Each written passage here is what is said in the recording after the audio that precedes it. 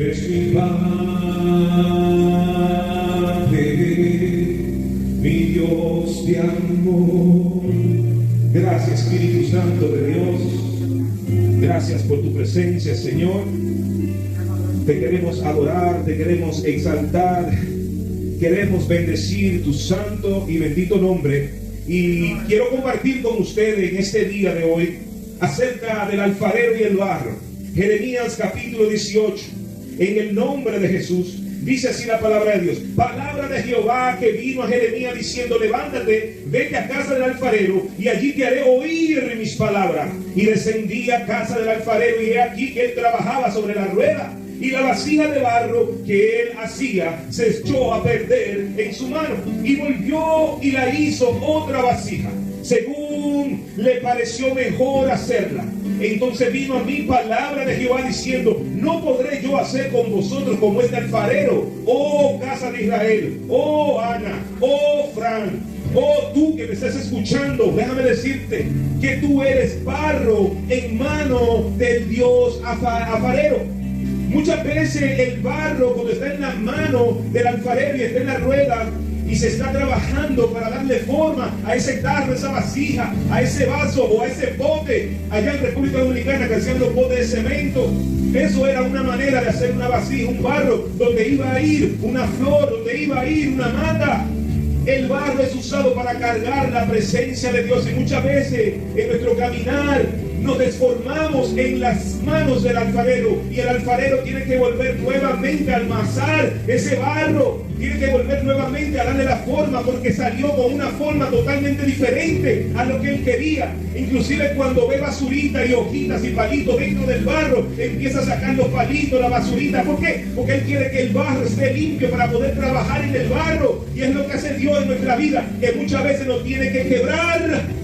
Dice la palabra de Dios, Pablo, hablando de los Gálatas: cuando agradó a Dios que me escogió desde el vientre de mi madre para anunciar el evangelio de Cristo. Pero vemos la vida de Pablo. Pablo era un hombre perseguidor de la iglesia de Cristo, y aún así dijo: cuando agradó a Dios que me escogió desde el vientre de mi madre. Dice Pablo, un asesino, un perseguidor de la iglesia, un hombre que estaba descarriado, pero Dios en su misericordia, cuando te ha escogido desde el vientre de tu madre, no hay diablo que pueda venir en contra de esa palabra, en contra de esa profecía. Y Dios tiene que muchas veces quebrarnos y tiene que volver a amasarnos, y eso duele mucho cuando empezamos a estar en el proceso de la mano y de la rueda del alfarero. ¿Cuál es el propósito de Dios quebrarte? ¿Cuál es el propósito de amasarte nuevamente para darle la forma que verdaderamente Él quería? Él no lo echa a perder el barro, no, Él no lo tira a la basura, porque cuando Dios ha predestinado algo para un hombre y una mujer, no hay diablo que pueda venir en contra de esa profecía, en contra de esa palabra, en contra de esa visión, porque ha sido predestinada desde antes de la fundación del mundo. Y muchas veces Dios tiene que pasarlo por fuego y triturarnos para que el barro de nuestra vida pueda empezar a endurecerse de tal manera que cuando le pongan la mata, la flor que tipifica la gloria de Dios, no se vaya a quebrar. Cada área de ese barro, de ese vaso, tiene que ser procesada, porque si no es procesada, entonces no va a servir para llevar la gloria de Dios, para llevar el poder, para llevar la unción que pudre el yugo. ¿Por qué le da nuevamente forma el alfarero al barro? Porque vio que había algo que estaba saliendo mal y no le gustó. Hay cosas en nuestras vidas que a Dios no le gustan, y Él nos habla y nos sigue hablando hasta que tiene que despedazarnos nuevamente. Pero no permite que el barro se seque, porque cuando el barro se seca ya no hay más oportunidad. Y Dios nos da a nosotros oportunidades tras oportunidades. Y Jehová es misericordia, pero también es fuego consumidor. Dios a nosotros nos da muchas oportunidades para que nosotros podamos arreglar nuestra vida con el Señor, porque solamente en la mano del alfarero podemos llegar a aquello que fue predestinado desde antes de la fundación del mundo para nuestra vida. Y sí que hay procesos, y sí que hay batalla, y sí que hay un fuego donde el alfarero Dios mete ese pote para que se endurezca, y eso duele. Y le decimos al alfarero: no, nuevamente, Señor, no nos metas al horno de fuego, que eso duele. Pero el Señor te dice: es por tu bien, Por eso te meto en el horno, por eso te llevo al desierto, para que tú tengas un encuentro conmigo, para que tú levantes tus ojos a los montes, de donde solamente viene tu socorro, te dice Jehová. Levantaré mis ojos a los montes, dice el salmista, de donde viene mi socorro. ¿Cuál es el propósito del alfarero en moldear nuestra vida, en pasarlo por un proceso? ¿Sabes lo que quiere hacer el Señor? No quiere dar a nosotros forma, no quiere dar a nosotros belleza. Inclusive hay barros, hay potes, vasijas que se pintan. Artesanería, ¿cómo se dice? Es arte, ¿cómo se dice esa palabra? Artesanía, artesanía es la palabra. Y es lo que hace el Señor. Muchas veces vamos a vitrinas de joyerías y vemos las joyas, vemos las cadenas, vemos los diamantes en los anillos y decimos, qué belleza de prenda, qué belleza. Me gustaría tener un anillo de eso o una prenda de eso, pero ignoramos el proceso que pasó esa prenda para llegar ahí en la vitrina y que toda persona que pasara por allí viera el destello y la gloria de esa prenda. Pero hubo un proceso.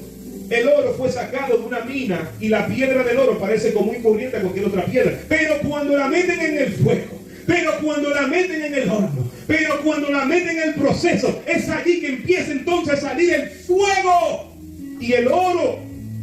Fuego y oro ligado hasta que sigue burbujeando. Y cada burbuja que bota ese oro en el proceso, dice que cada burbuja es una roca, es una impureza que va saliendo hasta que ya no burbujea más. Y es lo que hace el Señor, que empieza a meterlo en diferentes hornos hasta que ya no burbujeemos más impureza, hasta que ya no burbujeemos más cosas que no son agradables delante de Dios. Porque el oro tiene que estar puro para poderse hacer una prenda, para poderse hacer una cadena, para poderse hacer un anillo. El oro tiene que estar puro. Así mismo es el barro tiene que estar limpio para que se le pueda dar forma, para que pueda ser un bonito tarro donde se puedan poner flores, muy bonito, muy pintado, con un destello. Y eso es lo que hace Dios en nuestra vida. Él quiere modelar nuestra vida. Él quiere que el mundo sepa de que Cristo ha roto la cadena en nuestra vida. Él quiere que tú y yo sepamos que de modo que si alguno está en Cristo, nueva criatura es. Las cosas viejas pasaron, he aquí son todas hechas nuevas. Y el apóstol Pablo decía, cuando le agradó a Dios que misterio, un asesino perseguidor de la iglesia lo arrastraba casa por casa para llevarlo a las cárceles. Lo mataban, mató a Esteban ahí, lo mataron a piedra, agarró las ropas y le escondió. Él estaba ahí, atrás de los cristianos. Pero la misericordia de Dios vio una fibra muy profunda en Pablo que nosotros no veíamos. David no aparentaba el rey de Israel. David era un niño criado en una familia que lo tenían pastoreando la oveja. Dicen que David fue una canina al aire de Isaí y lo tenían escondido. Vino el profeta Samuel. Hoy creía que era Elías, ese tipo grandote, así con músculos, se parecía a Saúl. Y Jehová le dijo, yo no miro lo que mira el hombre, yo miro lo que hay en el corazón del hombre. Y es lo que hace Dios en nuestra vida. Muchas veces nosotros no aparentamos que vamos a llegar a ser aquello que el Señor dijo desde antes de la fundación del mundo, desde el vientre de nuestra madre. No nos parecemos. ¿Por qué? Porque estamos en el proceso. Así como el barro, así como el oro, así como el diamante que sale como una roca, pero que es procesado así mismo, es procesada nuestra vida en las manos del Espíritu Santo, alfarero Dios, quien va a dar forma a nuestra vida, quien va a terminar lo que él ha empezado. Déjame decirte, un alfarero, un buen alfarero, nunca echa a perder un barro que ya se ha empezado a darle forma. Dios terminará en tu vida y en mi vida lo que ha empezado.